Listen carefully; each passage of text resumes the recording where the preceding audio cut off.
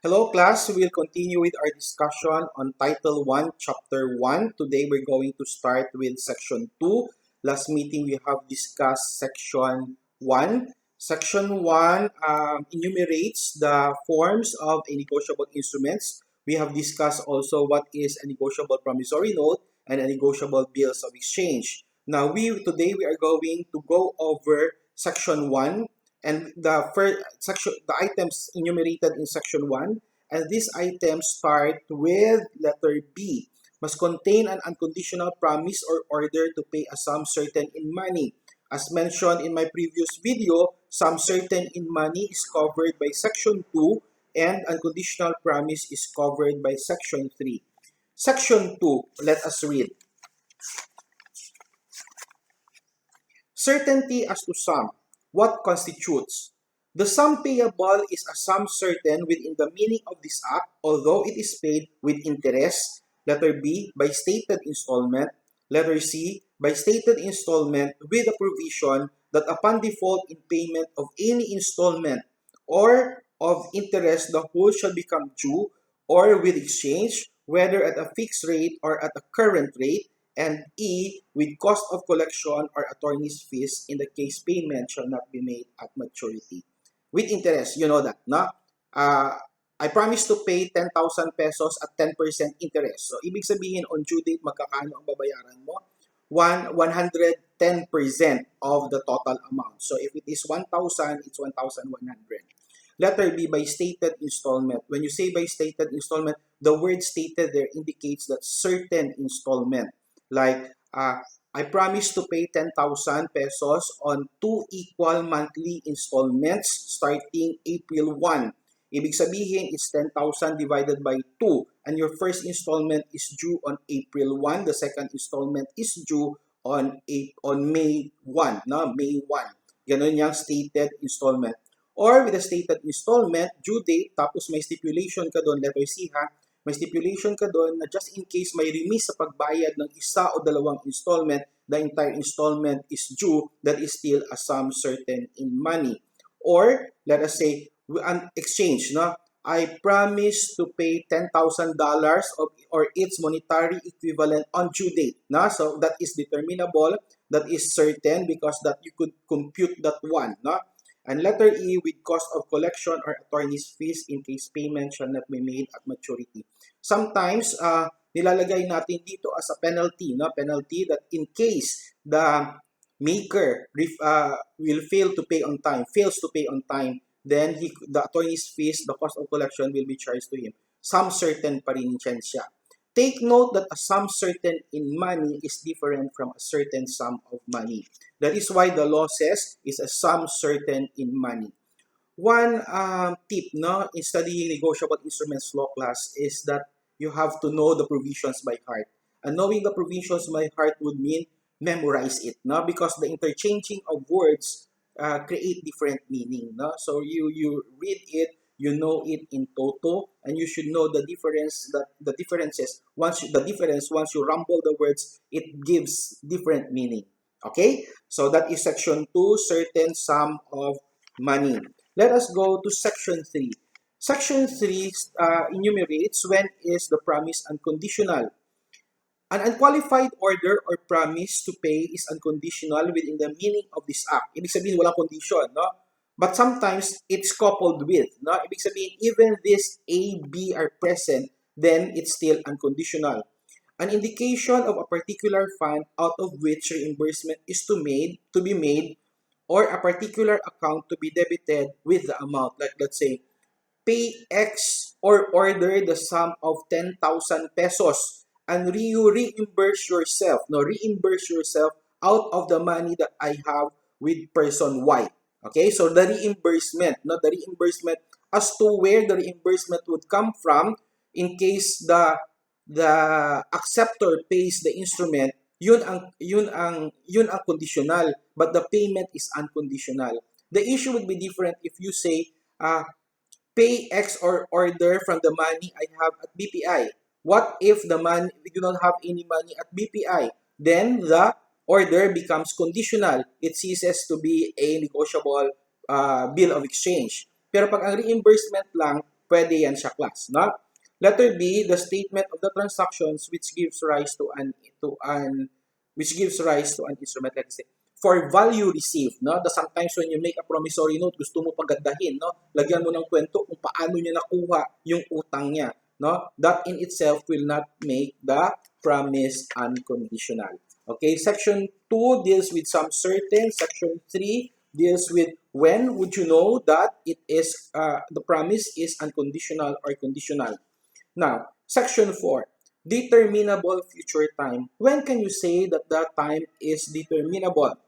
An instrument is payable at a determinable future time within the meaning of this act, which is expressed to be payable at a fixed date, at a fixed period after date or after sight. 10 days after receipt, na?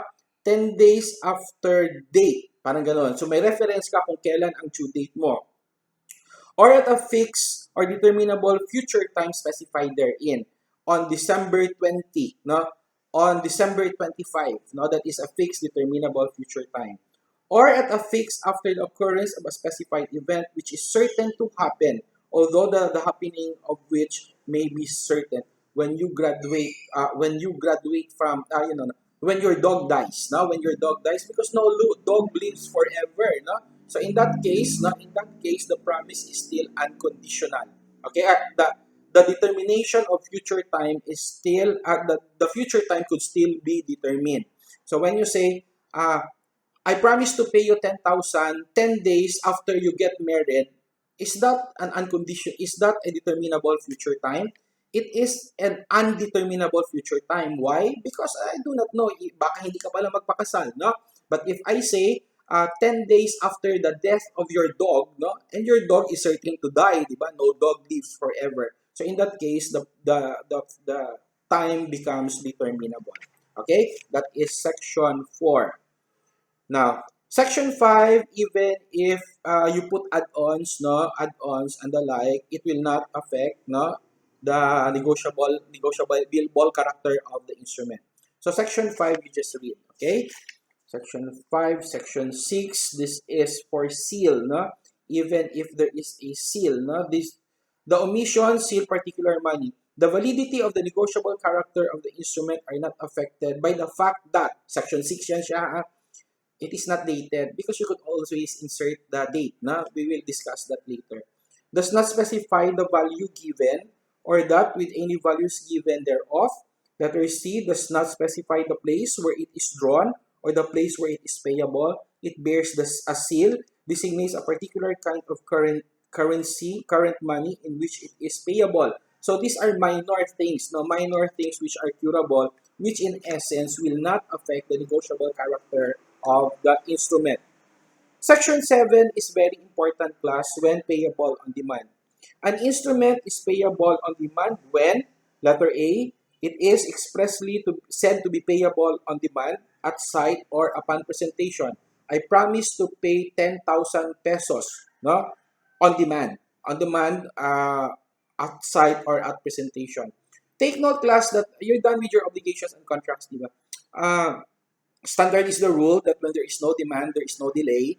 Pera na lang kung mag-fall siya under doon sa exception, no? Sa exception, let's say, when the law states so, when the time is of essence, when demand would be useless, and the like. But you say that the instrument is payable on demand when it is expressly stated so to be payable on demand after date or after sight, or in which no time for payment has been expressed. When an instrument is issued, accepted, and endorsed when overdue, it is, with regards to the person so issuing, accepting, or endorsing it, payable on demand. So those are the issues. No, those are the things that you have to remember in section 7 as to when is the instrument payable on demand. 8. When is the instrument payable to order? The instrument is payable to order when it is drawn payable to the order of a specified person to him or his order. It may also be drawn payable to the order of, letter A, a payee who is not a maker, drawer, drawee, the drawer or maker, the drawee, or two or more payees jointly, or one or more several payees, or the holder of an office for the time being. Where the instrument is payable to order, the payee must be named or otherwise indicated therein with reasonable certainty. So, The payee must be named or otherwise indicated therein with reasonable certainty. Now, when you say, I promise to pay Maria de la Cruz, no? Is that a negotiable instrument? The answer is no. Kasi the essence of a negotiable instrument is that it could be negotiated. With the statement, I promise to pay Maria de la Cruz. Si Maria de la Cruz lang talaga. Pero pag sinabi mo, I promise to pay Maria de la Cruz or order, ibig sabihin that is negotiable because Maria de la Cruz can negotiate it to another person at her order. So ibig sabihin, anybody who holds the instrument, no, who holds the instrument on due date, either through endorsement or through delivery, he is authorized by Maria to receive the proceeds of the instrument. That is when payable to order. An instrument could be payable to order. An instrument could also be payable to bearer. No? You say that an instrument is payable to bearer, covered by Section 9. The instrument is payable to bearer when it is expressly so payable to bearer. Like let us say, pay to X or bearer. So, ibig sabihin, the negotiation, it could be transferred from one person to another. At the end of the day, kung sino ang may hawak ng instrument, siya yung bearer. No? Or let us say, pay to cash. No? Pay to cash. Because cash does not purport to the name of any person. Basahin natin ha, Section 9. When payable to bearer, the instrument is payable to bearer when it is expressly so payable to bearer, when it is payable to a person named therein or bearer, when it is payable to the order of a fictitious or non-existing person, like let us say payable to cash, and such fact was known to the person making it, when the name of the payee does not purport to the name of any person, like let's say payable to Wonder Woman and the like, no? When the only and last endorsement is an endorsement in blank. Okay? By way of illustration, illustrate natin ito later class ha, kung how endorsement in blank is done. Okay? So, I think those are the things that you have to remember in chapter 1, not chapter 1 of the negotiable instruments law. Next meeting, we're going to start with chapter 2, no? May mga discussions pa pala dito, no? We will have another video for the remaining portion of chapter 1. Today, we end with section 10. Good morning, class.